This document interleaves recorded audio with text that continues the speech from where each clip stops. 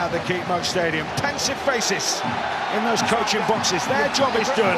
Let's have a look at those teams. Starting with Hull KR, the spine is where the strength is. Jez Litton, Elliot Minchella, the two halves, Mikey Lewis and Tyrone May, and Niall Evalds, a Lance Todd Trophy winner with Castleford in 2021. They offer plenty of threat.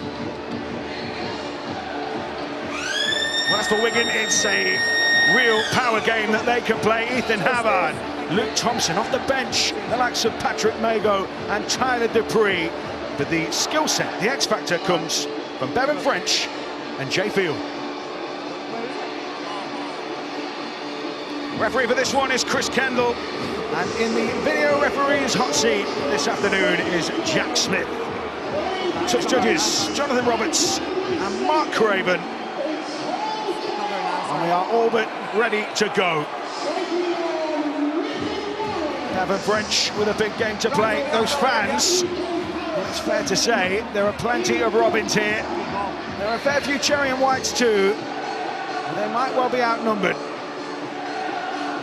So the tee is there, just awaiting a ball. And Matt Pete, emotionless at the moment, as we prepare to kick off the first of the two men's Betfred Challenge Cup semi-finals. It will be the Robins who hand possession to Wigan first up here. And a perfect opportunity to bring in my commentary partners for this one. We've got the former Great Britain head coach Brian Noble, and former Great Britain international. Brian Noble was one too, but a stardust for us here. Jonathan Davies. Yeah, I'm really looking forward to this game. The boys have summed it up in the studio. But I think it does come down to composure, completing sets, and a good kicking game. Discipline on a very fast track today would be crucial, because one silly penalty or ill discipline will put you under pressure, positionally wise on the field.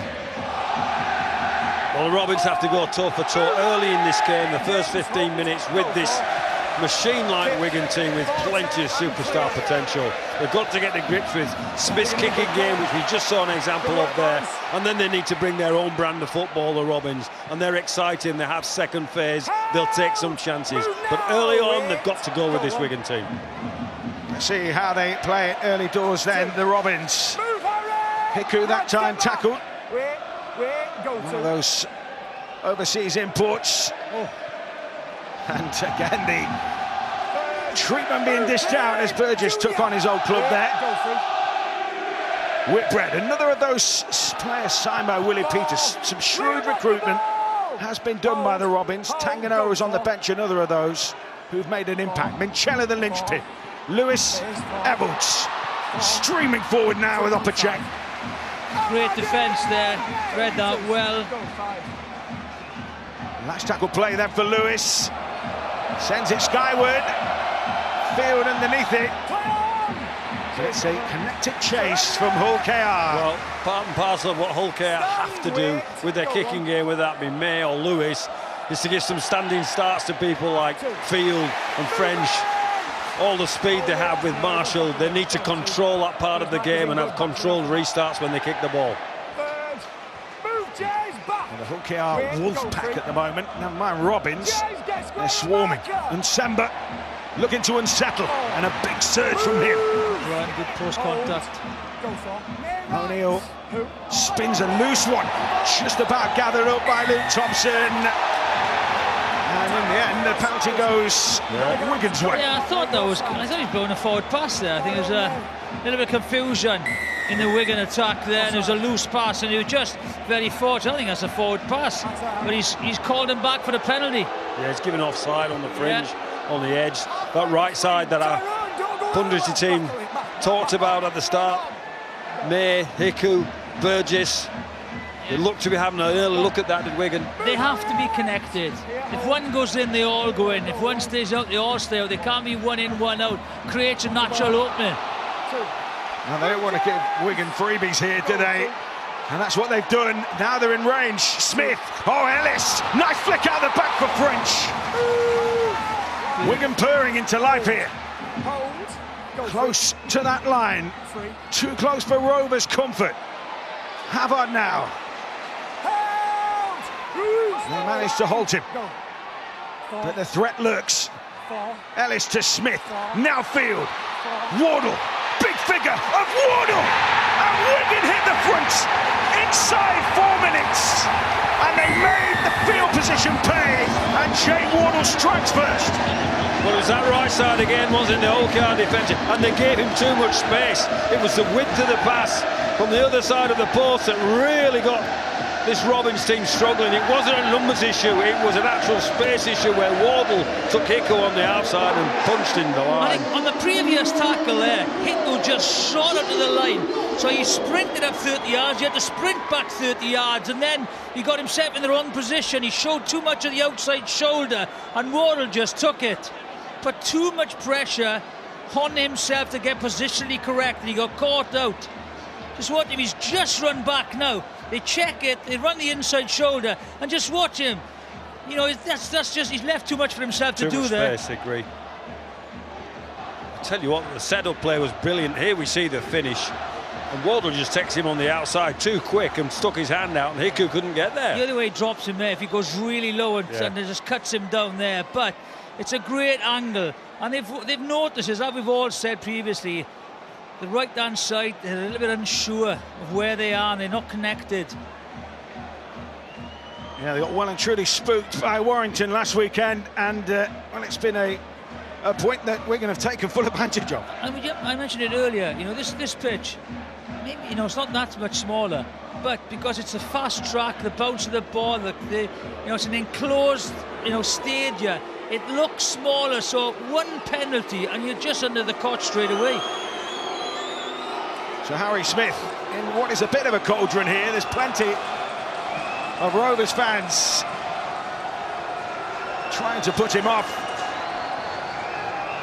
But the composure shown in this pressure situation, just not quite there for Harry Smith, accuracy-wise. But Wigan are in front here. First blood to them in this Challenge Cup semi-final. Just on Jiffy's point there about the speed of Wigan's play, it's the earlier carries as well, and Sember and Thompson were into the line like wrecking balls up off the ground. They swung back, they played the ball quickly, and it gives Smith the opportunity to highlight those pieces of defence where Hull KR haven't got back. We saw Ellis, he took it back in, you know, to the play of the ball. You know, he just kept the inside defenders honest. So Wigan have the ball back after points.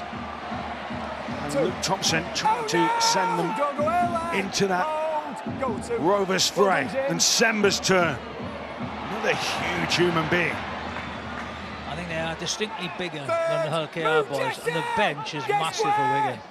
That's free. Got to hang on in there, Hull KR. Ellis goes plundering yards. He started well, hasn't he, Ellis? Go for. O'Neill now to Smith, who spots that space in behind. The Robins will scurry back. Look where they've got to play from here. What a kick, and about 11 blue jumpers in the frame on the kick chase. So really well complemented by this Wigan team. All those effort areas early in this game, Albert, and Sember's carrying the ball and Ellis is carrying the ball.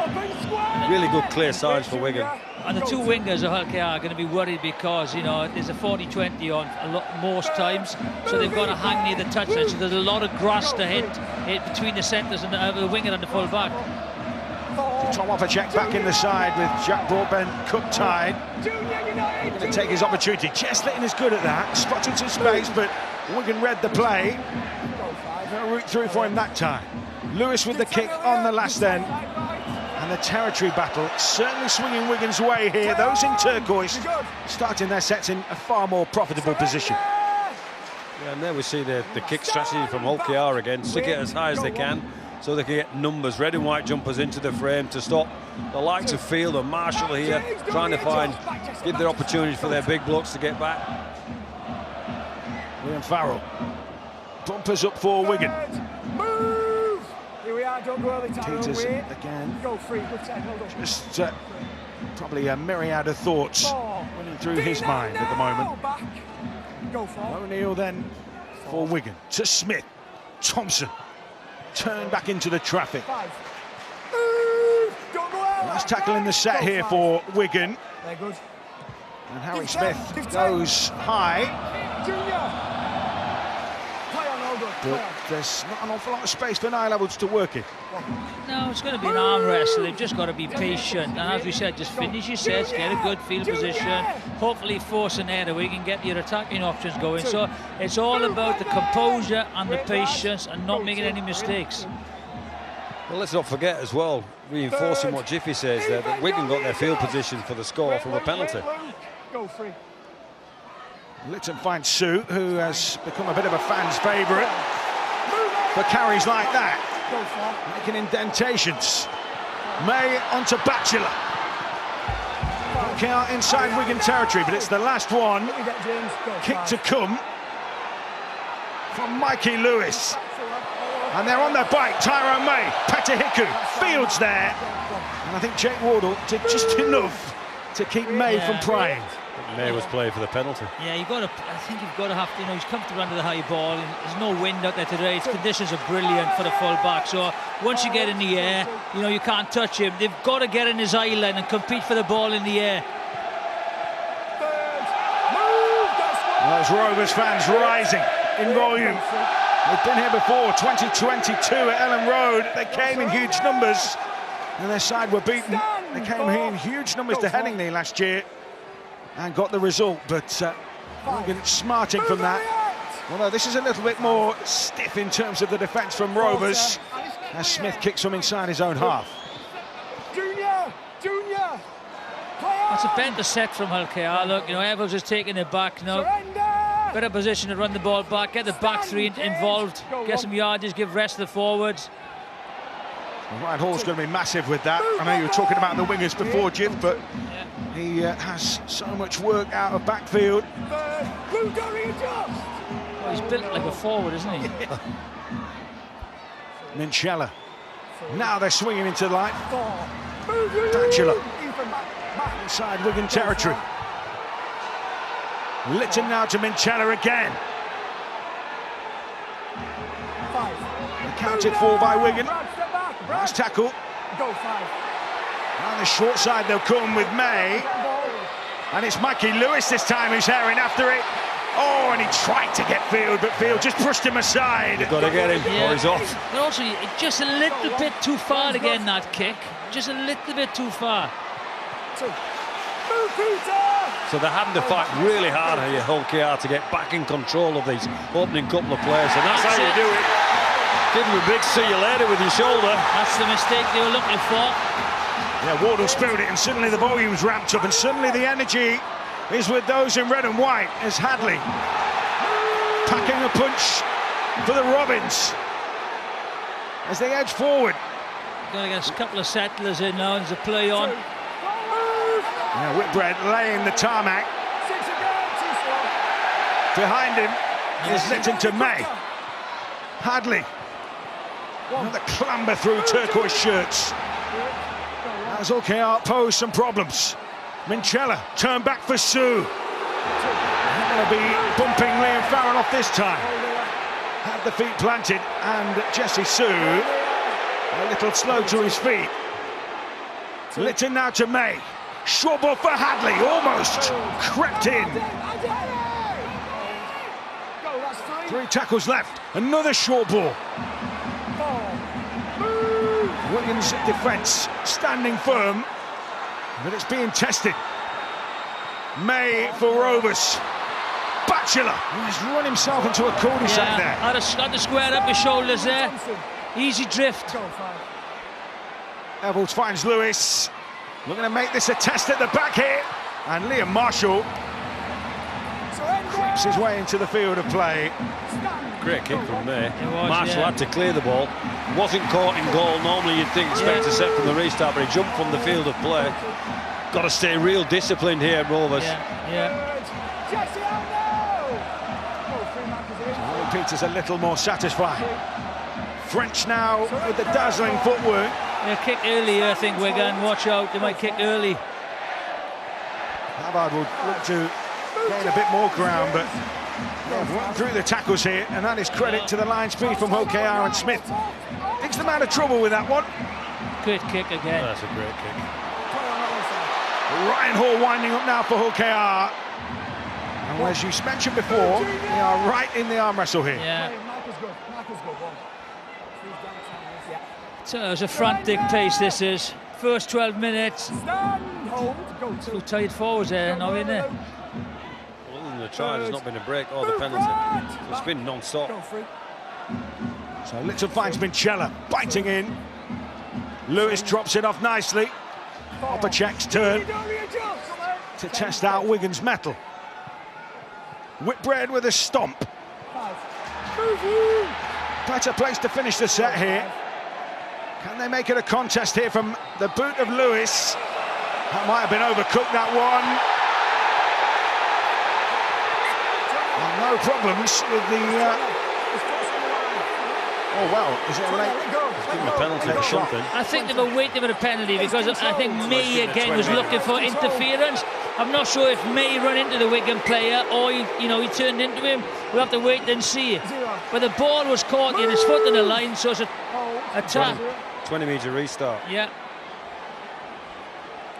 Just for a moment, I thought they were going to give that against Wigan, but I was waiting for the tap. May was looking for it. You said he looked for it on the previous one, didn't he? He did. Semple with the offload. Second phase here for Wigan, and Brad O'Neill taking that baton and carrying it. Just under a quarter of an hour played in this Challenge Cup semi-final. Cade Ellis from Dubbo, clattering it forward that time. Smith takes it to the line. Nuffield. Now he's got some space. Now he might hit the accelerator. Joe Burgess drags him down. Marshall to Farrell. A hit up just to set the point. Last one here for Wigan. Smith will take this forward. Now Ellis. French, the shape is there. It's a lovely kick for Abasmiski! The Lebanon winger took to the skies to take the kick, and he might just have taken Wigan further in front here. Well, from one end of the field to the other, we're going to the screen to find out, but he's going to give a try there. They've gone from under their own sticks to under the opposition sticks. This is some decision coming up. Yeah, try on field decision. Jack Smith is the video referee. Tackle 5, we've got a try on field. We're checking onside and grounding. It comes from a kick, so pause the ball on the foot, please, on the kick. We'll just wait for onside, offside. And when it comes, we'll pause the ball on the foot of French. Just before the foot. Yes, play this through. Everyone to the right is onside. Close in on the catch, please. It all look clean on that angle. The catch is clean. Let's just go something close in on grounding. Let's stay on this angle. And the ball is grounded. Thank you, I've seen the angles I need, I've made my decision. If it wasn't a try, it would have been a penalty try. He was taken in the air anyway. So, but I tell you what, just watch how they square up. That's the difference at the moment. They square and hold defenders. So if you square up and run their inside shoulder, you can't drift. Then you're isolating the winger a little bit. And Ryan Hall did everything he could there because he was dragged in, by the honesty of the angle. And what a beautiful! Just watch him. Look how straight he goes. Everyone's got to stand up and wait. There's a broken line. Ryan Hall is kind of just dragged in a little bit. What a kick and what a finish. What a sentiment right at the death there, Jiffy. What about the quality of this kick from French? We've talked about how he beats people, how he runs past people, how he sidesteps people. 27 try assists this season. Look at the quality of this kick. It's on a sixpence. That's a great finish as well. He holds his run, he times it perfectly. That's a great try. And as you said, you got 100 yards there, and they've just got field mid yards, and then you just settled down and they knew what they were doing. And that's maybe the difference so far, is the clinicalness on the last tackle. So Harry Smith looking to kick this one from the sideline. It was precision from French. Is it precision from Smith? Yes, it is. So it's a 10-0 lead for Wigan. And let's go down to Tanya Arnold, who has some news for us. Yeah, well, we were getting the video ref decision there. Willie Peters stormed down from where he's watching the game to have his very strong words with the fourth official. He's not happy about a couple of the decisions that have gone against his team. He certainly didn't feel that Wigan deserved a penalty in the build-up to that try. So yeah, it's interesting. I'm not sure. Yeah, well, you know, you got to have a little bit of luck. I would like to have a look at whether Field's foot was on the line or wasn't on the line. And also, was May taken out in the build-up to it? We haven't seen those yet. Meanwhile, we're going to know time to think about such matters. They've got a 10-point lead, and this semi-final's going well for them so far. They're busy swinging the wrecking ball, aren't they? Those big blokes are just filing forward. You've been singing that all morning, so I knew you'd get the wrecking ball lightning. I can't get it out of my mind. You on commission, Brian? Not at all. So Brad O'Neill stalks to the play the ball. We can have options. Okay, looking to get off the line and put it about here. And Semba's been good, hasn't he? Yeah, post tackle he's been good, hasn't he? He's just kept on driving. Nice and quick, Jack. Thompson's turn. Not beyond the 30. This is the last though, and Smith again, who's, you can see, visibly feeling the heat, gets his kick and it's straight down the throat of Burgesson. Although there wasn't a lot of broken field for him to work in there. No, but they won that small back. They put a bit of pressure on Smith, which restricted his ability to kick so long, which he's done really well at the start of this game. He's setting a really good platform for this Wigan team. Tanganoa's on. And they've been, as the pundits, John and Kev were talking about in the build-up, he has been key. Yeah. Good line running. And Chella, I think he expected somebody to be offering some support there, but didn't quite get it. Mulcair, though, edging towards the end of the tackle count. Sue then with the slug up. They haven't offered much there in that set, have they, really? Lewis's kick. Well, that's just gone straight up in the air. It's just almost no depth to that whatsoever. It's been picked up, though, by Lewis. Lewis with the chip and chase. Lewis is after it, and it just outruns him. But he is jacking the box. Yeah, he knew it was a poor kick. He chased it. All the Wigan players stood off it. He caught it and just didn't get enough height on that little chip at the end. Just watch. It's a poor kick. Everyone leaves it. There he goes. I'll take it. And just, he's unlucky with a bounce here. We've seen it so many times. The bounce coming back goes against Mulcair. Great play. Well, I was thinking, do something different, Rovers. Do something that's going to challenge them. I don't think he wanted to do that, but he chased his own kick real well, caught it, and if he'd have dribbled it through past the full-back, he might have well been in the chance. When you do a bad kick, you have to chase it yourself. It's embarrassing. Jay Field, he's been swarmed. No room for him to play in on that occasion. O'Neill keeps it moving as Wigan move the point of the attack. Ellis again, and then Smith just hooks that one away. And he has found the ground, and he has found touch. Maybe a chance just to take a breather here. Well, the sun has come out, the temperature's gone up a little bit. Certainly for Rovers, because they're chasing the scoreboard now. We see the Lewis example of something different, but in essence it gave Wigan an extra tackle, so they get further down the field. So they play the percentages really well, Wigan. So it's Wigan tomorrow in the Women's Challenge Cup semi-final. The Men's Challenge Cup semi-final, Huddersfield against Warrington, that's at 2:40. And then the Wheelchair Challenge Cup final on June the 1st, 2:30 p.m.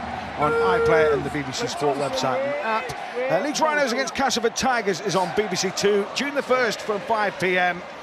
And then the Challenge Cup finals day, women's and men's, June the 8th from 11:15 a.m. from Wembley. And that's what we're here for, as Lewis picks his way through the tacklers and up to halfway. What's on offer for Mulcair here? Wigan stingy so far. Oh, a nice pass from Edwards. It's smuggled that out somehow. And then Burgess runs into a turquoise roadblock. Tyrone May swings the kick. Fields on the run, and he pouches it, and Nabasmiski's on the move too, but credit to Mulcair. Tom Opacek wanted Jay Field, and he got it. Well, what we haven't mentioned about Wigan is they defend pretty well as well. You know, part of their DNA is that they not only wear their heart on their sleeves in respect of effort, but it's a huge culture in the club is you've got to make your tackles, and they're doing that at the moment. Yeah, they're going to hang on in there. As we said, that's what but I do feel they got to square up a little bit better because they're drifting a little bit across, and it's easy for the Wigan defenders at the moment. Pete, fairly satisfied, you would imagine. It's Bevan French this time. Just hooks the kick across field. That has nine-level scampering. Nobody's got their hands on it yet. And in came the Wigan chase. Well, it's not chasing 1s and 2s and 3s. It's chasing 5s and 6s and 7s. Oh, and here's a penalty. Yeah, unfortunately there for Wigan. And needed that, Roberts. Hull KR needed that. Yes, they did. But they got a couple of good kickers, long distance kickers, haven't they, Wigan? And that's what the advantage at the moment. They're getting long kicks in. Mikey Lewis taking it upon himself to start things maybe here for Rovers, Brian. Not sure that was the play. Tyrone May's taking this quick tap, throwing it straight to Mikey Lewis, who's seen all 5 or 6 of those giant turquoise shirts as you line them up there, and he got bashed. I think Tyrone May's got to come in and take a bit of control now. He's got to organise and allow Mikey Lewis to be the runner. That's where his threat is. So Tyrone May's got to come in and control and organise the plays. Big shot from Thompson and Samba on Jai Whitbread there. Jay Field, Jai Whitbread. I've been tussling with that one all week. Well, they're both quick, Matt. You'll be all right with that. What we're seeing is Hull KR not ending their sets well, not ending the finishes to their sets well, which is putting themselves under pressure, and it's alleviating any kind of pressure. I think they've only had 1 set at Wigan's end of the field. Don't get involved! Wigan in possession then. 6 again! With a 10-point lead. Sam Luckley's on for Jesse Sue, by the way. And now entering the fray, Cruz Leeming or Brad O'Neill. So they're clearly sensing maybe that there's room for him to have a scoot here. Yeah, you know, the physicality of O'Neill, and now the quicker hooker is on. Oh. That won't help. No. Cade Ellis with the spill. Yeah, he's trying to get the offloads away, isn't he, Ellis? So he just fell foul of it there. You've got to secure possession first. Tanganoa trying to wreak the kind of havoc that he is capable of, and that was the spill from Ellis. Mikey Lewis this time, parting defenders, but then over to judo there from Adam Kieran. It's an illegal judo throw because he's given 6 again, illegal in the tackle. So 6 more players for Rovers. So Jez Litton patrolling that ruck with those extra tackles now in the bank here. Lewis turned back now for Tanganoa.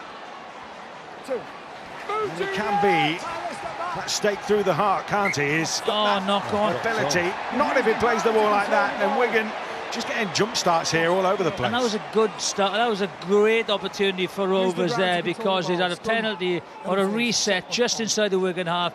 He had time to settle and then put something on, but unfortunately, just drops it there. Yeah, you can't build pressure if you keep taking the cork out of the bottle. And that's what Rovers are doing to themselves at the moment. I think he's got to get Evans in as well. He's got to come in some way. I haven't seen enough of him yet. He is a threat from full back, so he's got to come in and help Lewis and me. Yeah, just as Marshall's doing here for Wigan. He is a real threat. Dupree on for Ethan Havard. As Wigan is rotating those giant forwards. It's like a production line, isn't it? Thompson scrambles clear of halfway. Wait here. Go free. Leeming finds Smith. And now Dupree's turn. Almost joined Hull KR. He's had a meteoric, almost near successful rise with Wigan since joining. Collecting cups as if they were football stickers. Here comes Farrell. Move, Elliot! So this is the 5th and last. Smith takes it to line. He's fancying a chip and chase himself here. Lewis got behind it. Fantastic work from Lewis, man. Honestly, Smith has seen a hole there, thought, I'm going to beat him to the punch, and Lewis has worked really hard to turn around, run him off the ball and beat him to the catch with plenty of pressure. Well done, Mikey Lewis. He's very busy. He's very busy at the moment, Mikey Lewis. He's doing a lot of work. You need to share the workload. Yeah, there's wanting to take control, and as you say, you want to keep himself fresh. 10 metres, wait. There are many players who have that ball-playing skill, and Jez Litton is another of those who can be an organiser, an orchestrator. He's fired down the throat of Jay Field, and a few shaking heads up here. Well, I think we're shaking our heads because I think Hull KR's last plays are not as pressure-creating as Wigan's last plays. That was a tough kicking from the front foot. That's a tough kick for Litton there from, you know, the acting half-back. Leeming, scheming. I like that. As I said, he's going to keep in it now, haven't he? Hull KR, you know, it's only 10 points. There's a long time to go. One try is back on, but he's just got to keep on in there now. 4. Out, Jez! Elliot. Leeming again on the back of the carry from Thompson. Dupree, some more softening up of that Rovers middle. Nice tackle. George King about to come on. 9 levels underneath it. There is a cordon. He's not taken that cleanly. Wardle has. Wigan right in it here. Sensing try number 3. Marshall to Farrell. Now Leeming. They're all a little bit flat here, Wigan, but they'll take it because Dupree has just given them some depth here. Coming left here, watch out. Leeming finds Smith into field. His pace always a threat, always a worry. Back towards the middle. Half an hour mark looming, and Wigan get a set restart here. So they don't need to panic. Smith and Seba's on the shoulder, and that was easily read. What a finish from Junior and Seba. He just lighted on the half-back shoulder, and they punched their way through for a 3rd try. Wigan running riot. Hull KR 0, Wigan 14. Well, the 6 again was crucial for Wigan and desperately bad for Hull Kingston Rovers. 6 more plays. It gives Smith the opportunity to have a look to which side they should go.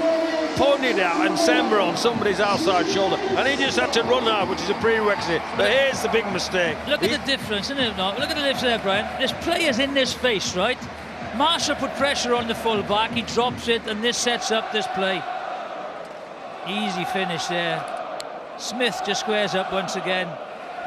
When they've got you for numbers, they just hold the line so well, and it just runs the hole. Big man on little man, you have got no chance there. Well, he attracted the service, if is that right expression, of Tanganoa. Tanganoa jumped in, which gave Ensember a one-on-one on an outside shoulder, and he took it. He just went for it.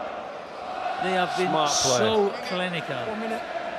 Every opportunity they've had, they've taken it. It's only a few weeks back that Wigan were feeling the full force of Hull KR's attacking threats. And they clearly learned their lesson. And those Hull KR players behind the posts are in the middle of a bit of a washing machine sensation at the moment, being churned up. Yeah, they're in the mix for sure. They're on the fast spin at the moment, so they need to do something about that. Pull the plug on the washing machine, if you ask me. They need to get themselves some decent end to sets and try and get themselves some field position to get back into this game, because they are capable. This game's certainly not open, but the rhythm that Wigan have at the moment and the quality of what they're doing is all for everybody to see. I think the defence is the Wigan defence is just really controlling the Hull KR attack. They're closing the half-backs down. They're very lateral, they're not straightening up. To Harry Smith. No. Watches it, and it's good again. You'd be disappointed with that. 10 metres, yeah. It's an easy kick, left foot there. Well, it's Smith again that identifies, he attracts the attentions of Tanganoa, the number 20 in the Rovers jumper, and he comes too far in, which creates a space outside of him, and in Sember the space to run outside somebody else. Again, Harry Smith has been very influential. He's controlling everything. You know, maybe you don't see it, but he gets into position, he gets the kick away, you know, and he's bringing forwards off him as well. Wigan at the moment too hot to handle on a sticky afternoon here in South Yorkshire. Challenge Cup semi-finals. Wigan going to make it back to the National Stadium. Last time they were there in the cup final, it was at Tottenham. So tackle from Tanganoa that time. And Mikey Lewis, who is Jiffy and Brian have both mentioned, has been really busy. Not doing mostly, for the most part, what he's at his best at, which is scheming and creating. Watch this ball. There we are. Well, that's pitched awkwardly, isn't it, for Evolts? And penalty. Offside. Well, Cruz Lehman has added to this Wigan attack as well. They've got to take account of him, even though he doesn't run, which he's run a couple of times, about 15-20 metres. They've got to take an account of him. So the people that mark us for Rovers, the defenders there, can't move on until he's shifted the ball. Now this is a chance. Penalty, good field position. Lewis to May, on to King. Move, Cruz! That's the settler. Cold. Maybe another couple more to come. Luckley is poised to take one up into the blood and guts, so to speak, as it's Minchella to May. Now the shape is there, but Cade Ellis rocked his former Penrith teammate. Mikey Lewis now skipping, throws a dummy, and then skips through. This is better from the Robins. Obachek. Oh, what's he done here? Give him a leg pull when they're on the front foot. The ball carrier's gone back to ground after he's played it. Other than the penalty, I'm not sure how chuffed they'll be about that. Yeah, well, Wigan get to reset their defence, and they were slightly fractured there when Paul was looking for the opportunity. So Luckley gives them a position here to work from. Litton with the dummy half sneak. Tackled just short of the line. Minchella, this place will go up if those Robins score, that's for sure. Hiku getting being run down a cul-de-sac. Burgess in acting half. Wigan happy just to slide. King's turn. Straightens things up nicely. Minchella will be the conductor of the orchestra here. Now Lewis. Oh, Tanguy Noah on that kind of line. Flicks one wide for Ryan Hall. He dropped it. Saw it here first, he dropped it, I'm sure he did. See the difference there? Mikey Lewis squared up. He straightened up and created the space outside. And that's the problem, that's the difference. So no try, on-field decision. Jack Smith is our video referee. It's tackle 4, we've got a no try on field. We're checking touch into grounding, please.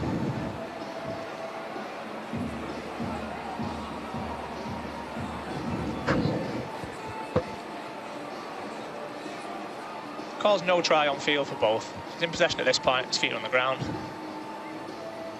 His foot there, keep going on that angle with his foot. It appears, can we got the back angle to see where his foot is, please? Let's rule off the touch element of it first.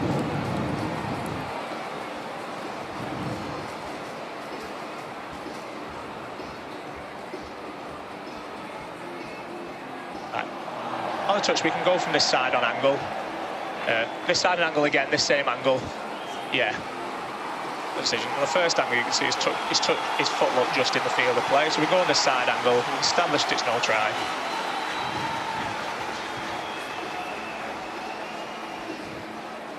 Foot's in the field still there.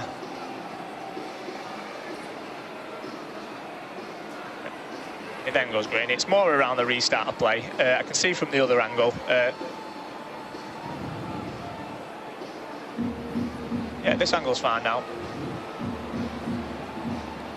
His foot was in. And the ball is lost over the try line. Thank you, I've seen the angles I need. I've made my decision. That's a great effort, man. That's a great effort by Ryan Hall. He had 3 defenders, and he's only a fingertip away from scoring. Great effort. So there's a confirmation, no try. Dead. 20-minute restart. And a 20-metre restart, and that means a 7-tackle set for Wigan as well. So further insult to injury, but Kayara, as you say, was so close from Ryan Hall's big outstretched arm. Well, any positive ends to sets that they've had have ended up in 7 tackles for Wigan. Yeah. Hold Elliot. Wait. Possible positive set ends, I should say. Go early, right side, Tyrone. So Thompson, who came back to the Super League from a spell at the NRL with the Bulldogs and joined his old club St Helens' biggest rivals, but it's a move that so far seems to have worked out for him. Smith has to give himself up here. Surrender tackle called out by Chris Kendall. Dupree with the headband. And that's a carry which guides Wigan just inside Hull KR territory, and now they can make some major moves as we edge towards half-time. Leeming finds Ellis, double pump, and then takes the contact. Last one in the set here. Harry Smith is going to take this forward. Wardle wants a clever kick. Skimming, Burgess fumbles, Marshall keeps it alive, and Miski will score try 2. Great awareness by Farrell. And Chris Kendall just checking offside, isn't he? is going to make sure here. For a second, he was just about to reach out that arm, but it will be a try-on-field decision. Another chance for Jack Smith to dig out his little pencil or whatever he needs to do. So 0 tackle on field, and the live call is try. We're going to go back to the original kick, please, to check onside, offside, and then through to grounding. Live decision is try on field. Harry Smith in possession. I think Wardle's the kicker. Holds the ball on the foot. All chasers are onside at this point. Let's run this through to the catch. Ball just appears lost and picked up clean. Just something really close in on the pick up, please, from Marshall. Just check he maintains possession at all times. It's just dropped, which we've got our first offence. Ball's picked up clean, offloaded, caught clean, just slow on grounding, and the ball's grounded. Thank you, I've seen the angles I need, I've made my decision. You see the commitment there for Wigan. He's a right winger, right? He's chasing a kick by the left centre. And again, it's the pressure kick. He fumbles it, they make the most of the opportunity. I think Marshall, I thought it was far, but Marshall did extremely well. The awareness, just to pop it inside. Any three or four Wigan players could have scored. Well, the difference in intercept performances from these two teams today is palpable. You can feel it. This is a different option from Smith. I'm going to threaten them by running at them and trust Jake Warble to dribble the ball through and people to chase it. The chase is too enthusiastic, it's too energetic. They pick the ball up, give it to Miski, he won't have an easy try to score. And again, when Smith takes it to the line, right, you know, they've got to hold, they've got to stay with him, and the kick is lovely. They compete for it again. And anything, when you compete and you put people under pressure, anything can happen with the bounce of a rugby ball. 10 tries in 7 games against Hull KR. 10 tries in his past 7 games. He's running hot, Abbas Miski. There's a big Cedars flag behind the sticks that's been up and being displayed a couple of times. There it is, almost on cue. Harry Smith, meanwhile, the tack on the extras and make it a 20-point lead, which in a Challenge Cup semi-final, given how close it was last year, he couldn't quite find the mark this time, Smith. They've left a few points out there today. He has, he's not kicking well, you know, out the hand he's been brilliant. But come off the tee, he's been poor. Yeah, he'll be disappointed with that. He is disappointed, look. They've had some good assists from the whole KR. Burgess had dropped one, Nye Levels had dropped one, so they picked up the spoils from that. But the pressure of the kicks and his field kicking, as you said, Jiffy, has been exemplary. O'Loughlin there, you know, I think one of the assistant coaches or the trainer's gone on, put his arm around Harry Smith to say, forget the kicking, mate, you know, the next one, you're playing well, good experience. Yeah, forget the kicking, just keep scoring from your tries. Kicks. We're going to brought on Patrick Mago, by the way, so it's not going to get any easier for Hull KR here. No respite there, man. He looks pumped, he's ready, he's desperate. Oh, it's missed him out. Had to leave a man hanging. Field.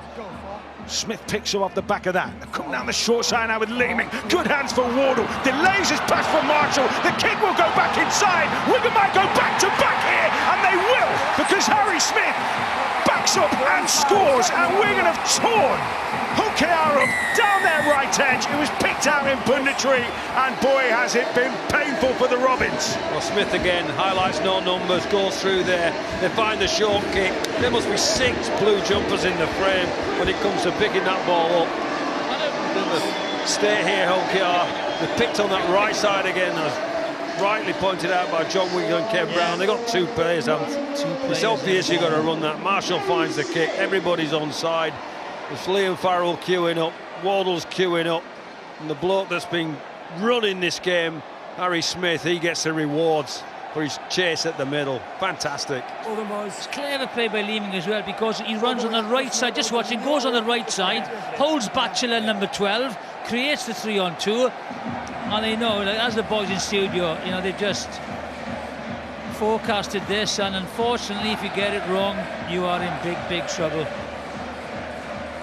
Well, Adam Kieran is taking on kicking duties here, maybe just sparing Harry Smith. The two have traded the tee over the course of the season. Going back to that play, that we've seen that quite a few times over the past couple of years. Liam Marshall's got a very good little cute kicking game. The thing is, when you get the overlap and you're isolated and then you get the winger away, he's got a one-on-one with the full-back. If you know you've got an inside support stream there, you put the grubber in rather than got to take a full-back on. So Kieran taking his time. Some of those Robins fans are heading for the refreshments. Very unusual you get two left-footed kickers, goal kickers in the side. I've never kicked a goal, I wouldn't know. Adam Kieran's going to show you how, Brian, I would imagine. Very good record in his time at Catalan.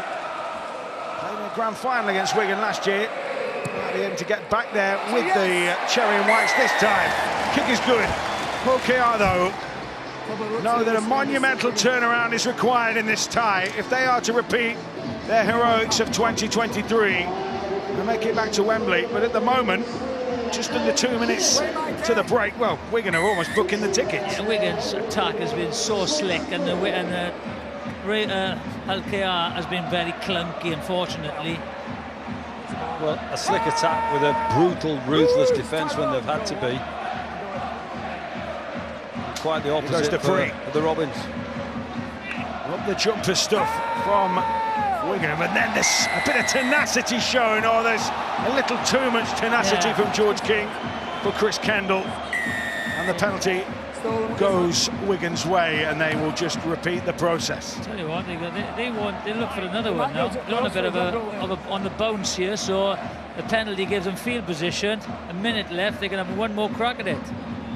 And Semba really digging in. 10 metres. And they've taken Cruz Leeming off, so it really is a power game here from Wigan. A pack full of behemoths.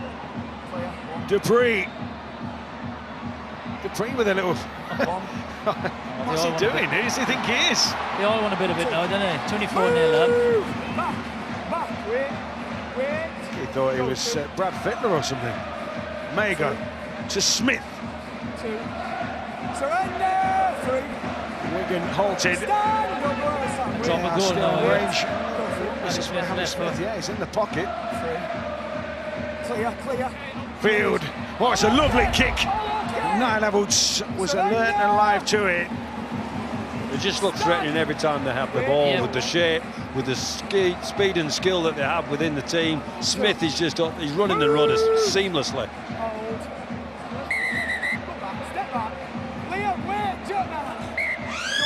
And there goes the hooter, and it brings down the curtain on the first half, one that OKR will wish to forget.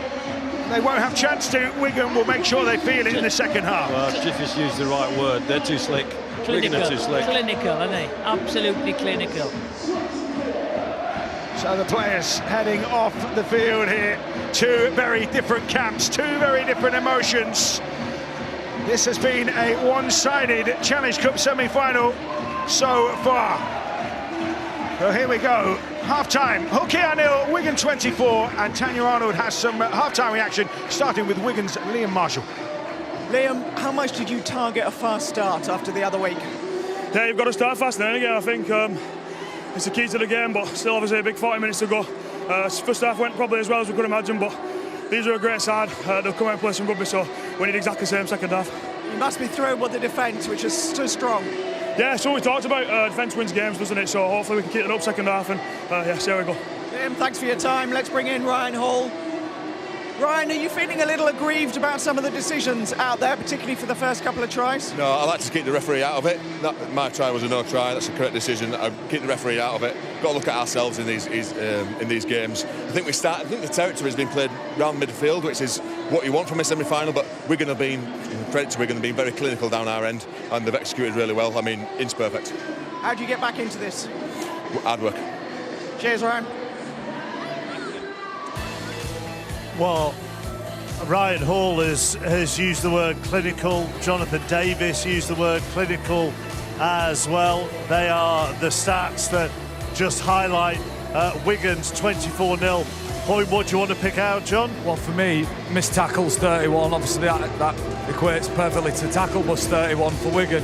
And maybe that physical confrontation up front is just where Wigan started to get on top of Hull KR. I think it was a magical defensive performance from Wigan. We can speak about the points that they scored. I just don't think they give Hull KR an opportunity to breathe and get into the game.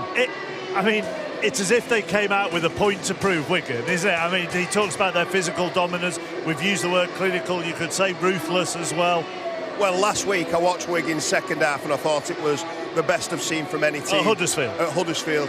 And that's just been eclipsed by the complete balance of the side. I thought the kicking game, the execution and the plan, John, the way they were moving the ball away from the teeth of Hull KR's defence, which I think's led to the amount of missed tackles because they've been getting them in tricky positions. Yeah, very smart by Wigan. Take the heat out of the game. Harry Smith moving the ball, but Hull KR and the fans around us feel aggrieved. They do. Ryan Hall tried to say it's not about the ref, but try telling that to the Hull KR fans. They've absolutely got a case, haven't they?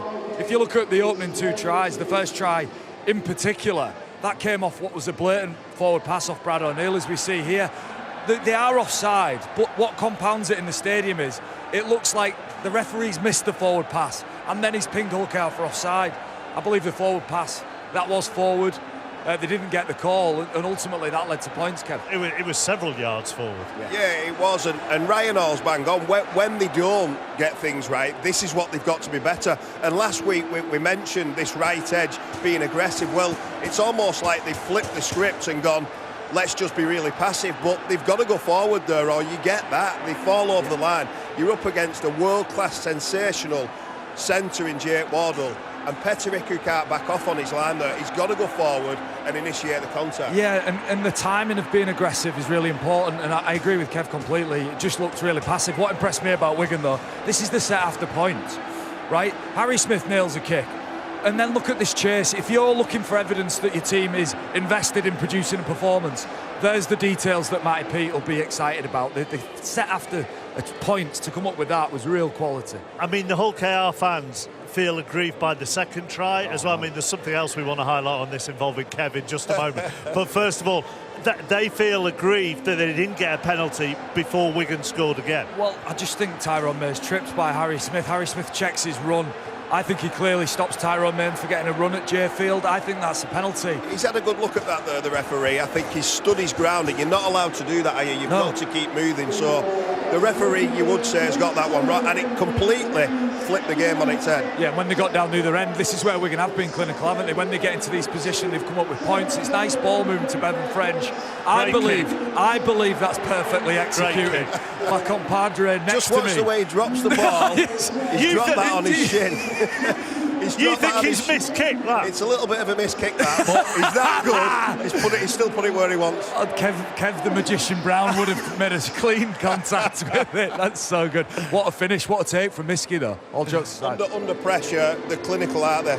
You are a hard taskmaster. You are, Kevin Brown. Look, and then Hull KR started making mistakes as well, so they then compounded it. Yeah, I think that's what Ryan Hall's alluding to. I think when it comes to controlling what you can, I just felt like Hull KR got it wrong, and every chance it looked like they may be going to get back into the game, they either came up with an error. This is now levelled, and that just gave Wigan, who were hungry and clearly had an appetite to get the ball, field position. And you've got to admire the transition. Once Wigan sort of sniffed that blood, once they've got the ball back, they're like a wave. They just come and attack, and Junior December on the line. Great line, but Harry Smith, I think, has been the best player on the field. But again, you look at Opacek for Hull KR, too wide, stood, they're not on the line, and another fall-over try. He's in all sorts there, Opacek, because he's got December ripping his inside shoulder off, and he's got Jay Field. Like, that's the power of Jay Field sometimes. It just holds defenders out. And in December, we had some fantastic analysis before the game that the producer decided not to use, so we're delighted about that. In defence of the producer, who can never come on here and say anything, we had to drop that because you spent too much time faffing about with Bevan French. That's why we had to drop it. Very true. It was a sliding doors moment then, really. Hull KR had their best opportunity, which Ryan Hall agrees was quite rightly disallowed, and Wigan then go straight down the other end. Yeah, and this was, it's not a clear-cut opportunity, but it's the best they've had all half, and Ryan Hall is a sensational winger, but you've got to say, the 3 men pushing him over the line is committed defence, and that's what's created the error. And again, it's off the back of this what happens. It's they don't score, Wigan go up at the end, they're clinical. And Miskey, like, talk about people turning up and Wigan turning up into positions. Miskey's the right winger. Kevin, who spotted this in game? Well, I just thought, what's he doing there? And he's just hungry, he's just busy, he's just putting effort first, something we spoke about Hull KR. But they're making them pay. When they make an error there, Joe Burgess doesn't pick the ball up. They're not just happy diving on the ball, they're making them pay and compounding that error to points. I suppose just a couple of things on what we've seen in that, and Jonathan made the point in commentary. On the high kicks, Wigan are getting themselves in the faces of Hull KR.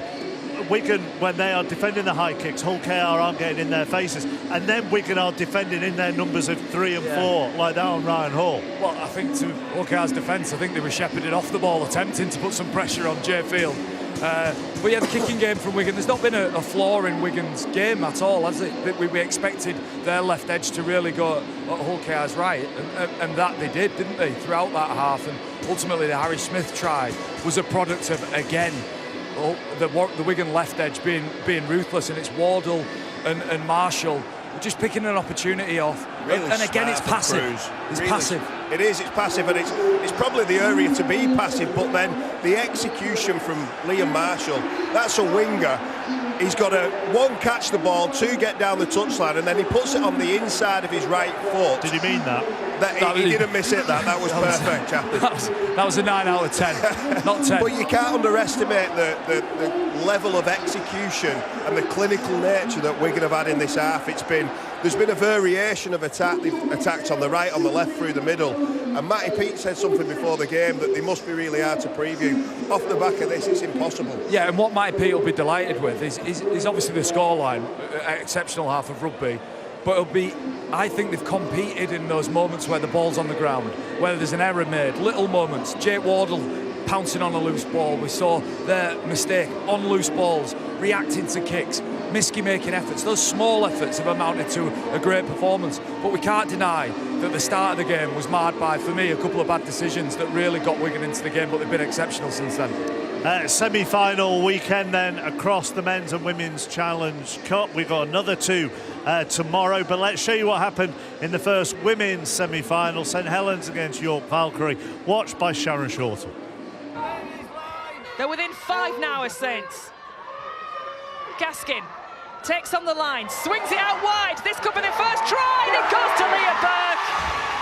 So used to seeing her scoring tries on the big occasions, and she's done it again for St Helens, and that stretches them to 6-0. Go 4. Cunningham, centre of the field, short ball and straight through, it stops.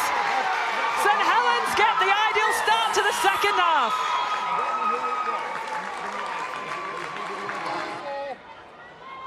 Mottershead, here's Cunningham, keeping it moving and alive. To Rudge, who shrugs off the tackle, spins and twirls and twists. And that could be a crucial try for Saints as they look to return to Wembley.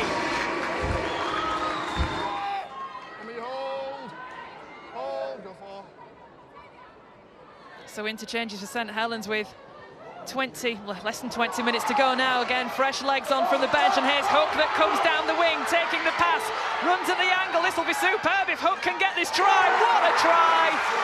Phoebe Hook scored for St Helens in a great try in the final last year. She's done the same this year in the semi-final. Harris takes on the line, long wild ball goes back, finds Stott, who's got Hook again. Hook going for the corner. Phoebe Hook gets her second try of the game, and that certainly sends Saints to Wembley. Saints moving the ball back towards the centre of the field, again with Gaskin, just lays off a little one for Georgia Sutherland, who again tries to find space out wide. Does she need support? No, she doesn't. She's gone herself, she backed herself, and she gets the ball down, and that takes Saints through the 30-point mark. The countdown starts in the stadium, and St Helens seal their 4th consecutive Challenge Cup final appearance, their 2nd appearance at Wembley. An afternoon which in the second half has seen them dominate the York Valkyrie. A 30-point win in the end, and it's Saints that will defend that trophy again on June the 8th. Well, I've got two very happy St Helens players with me. Player of the match, Jodie Cunningham and Faye Gaskin. Jodie, we held you back from the celebrations there, but what's it been like since you got yourselves to Wembley again? Oh, changing rooms were mega, like all the girls just so buzzing, but not just to get to Wembley. I think the performance as well, it's everything that we built towards, it's everything we spoke about, and yeah, couldn't be prouder of the group. Faye, it looks, if you just saw the scoreline, that it was comfortable, but that first half in particular was really tough, wasn't it? Yeah, absolutely. It was such a physical battle, and I said to the girls, if we held them out after 3 back-to-back sets on our own line, as long as we stay complacent and we're a bit resilient, we'll get into the half and we'll score some points. The second half, you were scoring tries for fun, though. Yeah, I think, patience was a big word. We spoke about what can we control, and we knew we had to control the ruck, we knew we had to control their middles, and I think once we did that and we tired them out, we did the hard work in the first half, which meant that we could throw the ball around a little, and our outside backs are just so clinical on the edges, and they finished everything for us. And you spoke, Jodie, afterwards, and there are a few players who missed out on Wembley last year, aren't they? Erin Stott being one of them, getting over for a try. Yeah, absolutely. I think some of the young girls, they're so grounded as well for being so young and playing on this massive stage. And I think Darcy Stott was probably one who really did miss out. She got a broken foot literally a week before Wembley. She just put in that performance, scored in a semi-final. I'm so buzzing for them lot to get back to Wembley. And for us as well, as oldies, we haven't got many years left, so made up to get back there. And it was a tough game. You've got to put a bit of makeup on to cover up yet another black eye. Yeah, it was tough, and look, our job in the middle was about working hard, and I'll do anything for this group of girls. I think we all proved that we were willing to put our body on the line, bumps, bruises, whatever. We'd do whatever it took to get there, and I think everybody did that today. We look forward to seeing you both at Wembley in a few weeks' time. Many congratulations. Thanks, Tanya.